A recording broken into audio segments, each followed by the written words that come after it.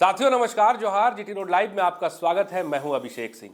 साथियों, इन दिनों झारखंड में जो मुख्य खबर है वो न सिर्फ एक सरकारी अधिसूचना है, बल्कि ये खबर उस सिस्टम के लिए है जो सालों से गांवों को समझाता रहा तो कभी गांव वालों को समझाता रहा, झारखंड वासियों को समझाता रहा तो जल जंगल जमीन के रखवालों को समझाता रहा। लेकिन आज वही गांव ग्राम सभा के माध्यम से सिस्टम को समझाने की स्थिति में आ गया है। साथियों, जैसे ही पेशा नियमावली की अधिसूचना जारी हुई, वैसे ही कई दफ्तरों में फाइलें चुप हो गई और कई गांवों की चौपालें अचानक जिंदा हो गई। अब तक झारखंड के अनुसूचित इलाकों के फैसले कहाँ होते थे? आप देखेंगे कागजों पर होते थे, कुर्सियों पर होते थे। साथियों, ये फैसले कौन लेते थे? ये फैसले लेते थे दफ्तर में बैठे बाबू। लेकिन अब बॉस जो है वो बदल गया है। हेमंत सरकार के एक फैसले ने यह साबित कर दिया कि झारखंड में सरकार अब हुआ है, संसाधन अब हुआ है और उस पर अब जो अधिकार होगा वो भी अबुआ लोगों का ही होगा। अब फैसले वही होंगे जहां वो लोग रहते हैं जिनकी जल है, जिनकी जंगल है और जो इसके असली हकदार हैं। साथियों, आगे बात करने से पहले ये समझ लेना बहुत ज़रूरी है कि ये पेशा नियमावली है क्या, जिसने न सिर्फ अफसरों की डायरी और साथ ही साथ गांव की बैठक को भी आमने सामने लाकर खड़ा कर दिया है, ग्राम सभा को ही सर्वोच्च बना दिया है। पेशा कानून का सीधा मतलब है अनुसूचित क्षेत्रों में अब ग्राम सभा सिर्फ सुझाव देने वाली संस्था ही नहीं, बल्कि फैसला लेने वाली सबसे बड़ी ताकत है। प्रशासन, संसाधन, परंपराएं, अब सब कुछ पर आखिरी मुहर गांव ही लगाएगा। यानी कि ये फैसला किसी फाइल में लिखा गया और गांव वालों को बता दिया जाने वाला फैसला नहीं होगा, बल्कि अब गांव पूछेगा क्यों, कैसे और किसके लिए। मतलब अब साफ है कि बॉस कौन है। जी हाँ, बिल्कुल, ग्राम सभा। ग्राम सभा है तो बैठकें तो होंगी ही, लेकिन उसका भी नियम है। हर महीने कम से कम एक बैठक अनिवार्य होगी। भीड़ नहीं भी आई तो चलेगा, लेकिन एक कोरम पूरा करना जरूरी है। उस कोरम के अनुसार 1/3 लोग होने जरूरी हैं और ध्यान देने वाली बात यह है कि उनमें भी 1/3 महिलाओं की भागीदारी अनिवार्य होगी। मतलब सीधा है कि अब फैसले ऐसे नहीं होंगे कि गांव की आधी आबादी बाहर बैठी रही और कुछ लोग अंदर बैठ करके भविष्य तय कर दे।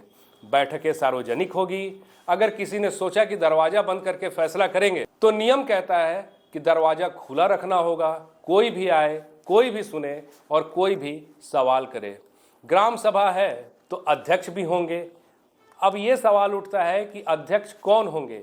जी हाँ, बिल्कुल, कोई बाहरी नहीं होगा, कोई नाम मात्र का अध्यक्ष नहीं होगा, बल्कि वही अध्यक्ष होगा जिसे गांव मानती हो, जो परंपराओं को जानता हो और जिसे पूरा का पूरा समाज स्वीकार करता हो।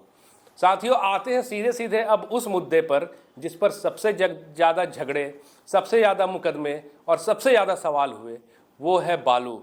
कभी अवैध खनन तो कभी अवैध ढुलाई। और आप देखिएगा कि विपक्ष के साथ साथ नेता प्रतिपक्ष भी लगातार इसको लेकर के सरकार पर हमलावर रहे।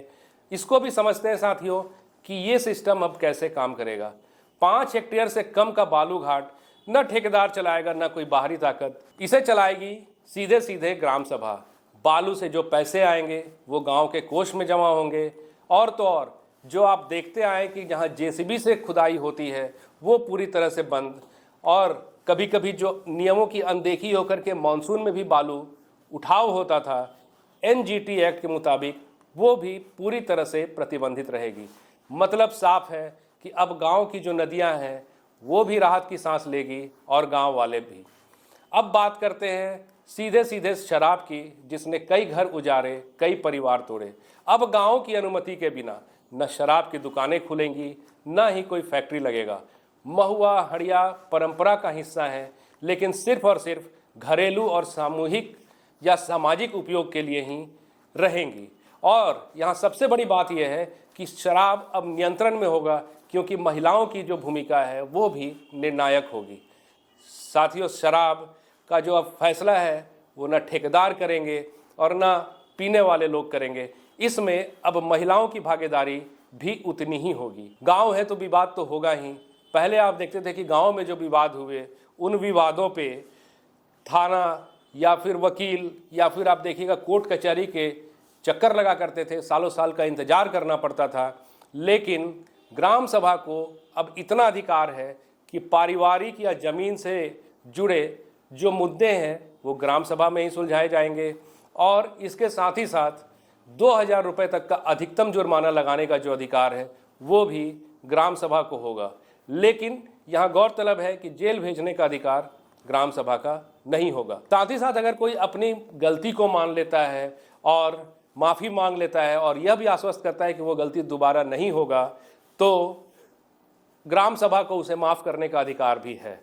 साथियों, इसके साथ आप देखिएगा कि अब पुलिस की भी जो भूमिका है वो बदल जाएगी। पुलिस किसी को तुरंत गिरफ्तार तो कर सकती है, लेकिन उसकी जानकारी ग्राम सभा को 7 दिनों के अंदर देना ज़रूरी होगा। मतलब कि अब गांव वाले अंधेरे में नहीं रहेंगे, पुलिस को भी अपने कार्यशैली की जानकारी ग्राम सभा को देनी होगी। साथियों, अब आते हैं सबसे संवेदनशील मुद्दे पे, वो है CNT एक्ट और CNT एक्ट से जुड़े मामले। आदिवासी ज़मीन के ट्रांसफ़र में अब ग्राम सभा की सहमति जो है वो अनिवार्य होगी। अगर किसी ने धोखे से या कपट से या कानून को तोड़ करके ज़मीन कब्जाई है तो उसे बिना किसी मुआवजे के बेदखल किया जाएगा। ज़मीनें लौटेंगी, मूल रैयत या उसके जो वारिस होंगे उन्हें मिलेगी, और अगर वो अब नहीं है तो किसी दूसरे वारिस को दी जाएगी। और हर साल 15 अप्रैल तक ज़मीन की पूरा रिकॉर्ड जो होगा वो भी ग्राम सभा को देना होगा। तो साथियों, कुल मिलाकर तस्वीर साफ है। अब झारखंड के आदिवासी इलाकों में सिर्फ सरकारी आदेश ही नहीं होंगे, सरकार अब सुनेगी भी। अब चौपाल कमज़ोर में नहीं होगा, ग्राम सभा कमज़ोर नहीं होगी, बल्कि केंद्र में होगी। अब सवाल ये नहीं है कि फाइल में क्या लिखा है, अब सवाल ये होगा कि गांव वाले क्या चाहते हैं, गांव क्या चाहता है। आप कह सकते हैं कि झारखंड में अब लोकतंत्र कुर्सी पर नहीं होकर के चौपाल के बीच होगा। अब जल जंगल जमीन के फैसले दफ्तरों में नहीं, उन्हीं हसीन वादियों में होंगी, उन्हीं हरियाली के बीच होंगे, उन्हीं पहाड़ों के गोद में होंगे, या कहिए उन्हीं उफनती नदियों के बीच होंगे, जिसकी रक्षा वहाँ के लोग करते आए हैं, वहाँ के मूलवासी करते आए हैं, और सीधे शब्दों में आदिवासी करते आए हैं। साथियों, इसी के साथ हमें भी इजाज़त दीजिए। आज के लिए बस इतना ही। जाते जाते आपसे वही आग्रह है कि अगर आपने हमारे वीडियो को शेयर नहीं किया है, लाइक नहीं किया है, कमेंट नहीं किया है तो ज़रूर कर लीजिए, और इसके साथ ही साथ सब्सक्राइब भी ज़रूर कर लीजिए। आज्ञा दीजिए। नमस्कार। जय हिंद, जय भारत।